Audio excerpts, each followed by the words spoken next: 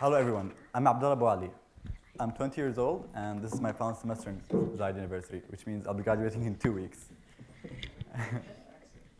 To have this as one of my and to have this as one of my final memories is something that I'll cherish in my heart forever. It wasn't always like this. 3 years ago, when I first entered the university, I never imagined that I'll be ending it giving a talk like this. Because when I was 16, a high school teacher came up to my sister and asked her, "What is wrong with your brother?" My sisters are amazing. And in high school, they were doing so well. They were 90%. 90% in mathematics, 90% in physics, 90% in biology, 90% at whatever you threw at them. And then there was me. 50%. 50% in physics, 50% in chemistry, 50% in biology, 50% at whatever was thrown at me. It really felt like they were over here and I'm just there. So the teacher was right. What is wrong with me? And it was more than that. I felt like if things were a bit different and I needed to change, but I didn't know how to. And closer to my high school graduation, I felt this weird fire inside of me that really wanted to push through it for a change. So I tried to take things more seriously. I slept in math class. I slept in math class and my teacher didn't wake me up. I slept in math class and my teacher didn't ask for my homework because why ask for Mr. 50%'s homework? That's what I started calling myself after the whole experience.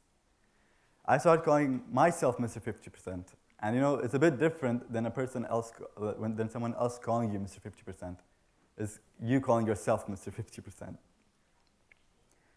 But at the end, I still had that desire to change. And when I entered Zayed University, I felt like the fire in me was growing because at the end of the day, my friends were worried about my future. I was worried about my future, and my parents were really worried about my future if I continued like this. So when I entered Zayed University, within 2 months, I did something crazy. I emailed the dean. I emailed the dean of the College of IT at the time, was Dr. Leon, and I just requested a meeting with him. I wasn't really sure what to expect. I mean, I thought he might just brush me off because what kind of person just emails the dean like that? But instead, he invited me into his office. He sat me down and he told me, "So why is it that you wanted to meet with me?" And I told him, I wanted to learn. I wanted to do something more than just my studies, and I wanted to work on something. So he told me, like a project. I was like, yeah, so like a project. He's like, okay, fair enough. Just give me 2 days, I'll set things up for you. These 2 days pass, and as I'm headed to the meeting, I have my laptop, I have my notebook, I have everything ready, or what I thought everything was ready to start learning. You know, it was going to be programming. So when I sit down, he tells me, okay, so your first project will be making a mobile app for the Dubai police. So many things started popping in my head. First, he's crazy. I just told him I don't know anything and he wants to give me a mobile app to make for the Dubai police. And he told me not to worry, and he treated it like a swimming lesson. He treated it like a swimming lesson. So whenever I'd struggle swimming, he'd pull me right back up, he'd help me, and then he'd throw me right back in. And he did that for 2 months. At the end of 2 months, I had a prototype ready to show the police, the Dubai police. And he calls them in for a meeting. And then there's one thing when you show it to your professors, to your family, to your dean, the app that you have, and then there's another when you're sitting in a meeting table and you see a police officer walk in with the uniform, with the badge, and with the label major. You know, it terrified me. But I showed him the app and he loved it and he wanted more. And then at the end of that whole meeting, a thought came into my head. What is Mr. 50% doing? I couldn't let go of that Mr. 50% because that's what I thought of myself as. But at the same time, there was another thought.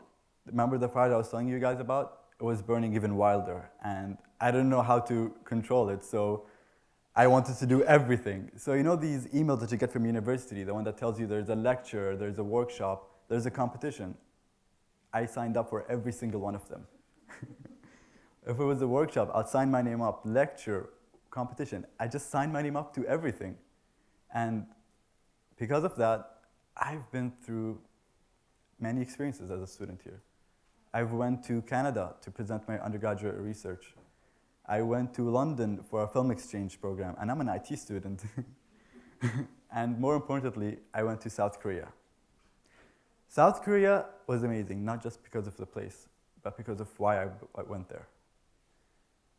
I went to South Korea because a couple of Zayed University students and I developed Salem.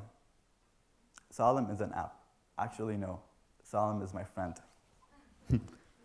I know you can't see him right here, but actually this is Ahmed, and this is Salem right here. Salem, in 2008, suffered an accident which caused him to forget all of his memories prior to 2008. So he was learning everything from start. And something that happened because of this accident is that he forgets a lot.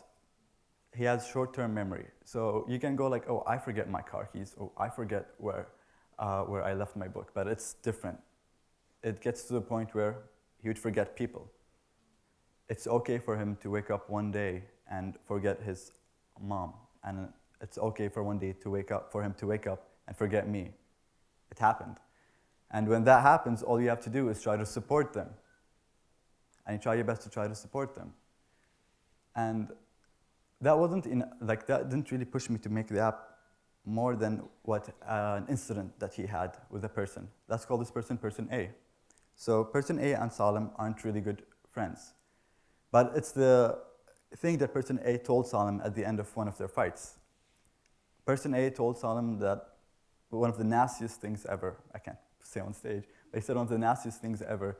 He pushed him around, and one of the last things that he said is, I can do whatever I want with you, because at the end of the day, you'll forget, and I can do it again and again and again. Being there, hearing it, angered me. That's my friend, you're not gonna do it again. So I couldn't beat him up. I made a mobile app.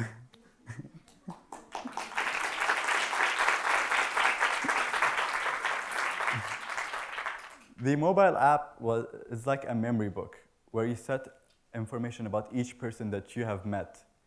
So this way, in case you forget them, you know your last interactions with them. And it might not spark up your memory again, but you'll know how to interact with them and you'll know to stay away. And when I went to South Korea to present it, it was amazing because I was presenting to Koreans and people that aren't from my own background, and it was a very different experience. But at the end, when I walked off the stage, the same thought came to my head. Mr. 50%, what are you doing here? I still hadn't let go of Mr. 50%. And then I started thinking harder. I mean, if I thought of Mr. 50%, had I let Mr. 50% stay Mr. 50%, would I be in South Korea? Would I have been to London, Canada? Would I be on this stage right now talking about this? And that's when I started to realize that so many people limit themselves because of the grades that they get. Society, a lot of time, they'll say, oh, you got a 50, you can't be an engineer. You better just stick to something else. And that idea just scares me to think that other people actually have that idea that being 50 means that you can't do well.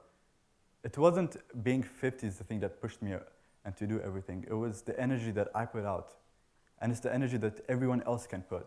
The more energy that you put outside into the world, that's the result. That's what you're gonna get, not whatever a grade tells you. And that's what I think everyone else here is. And I'd like to end this all with a quote by Alan Turing.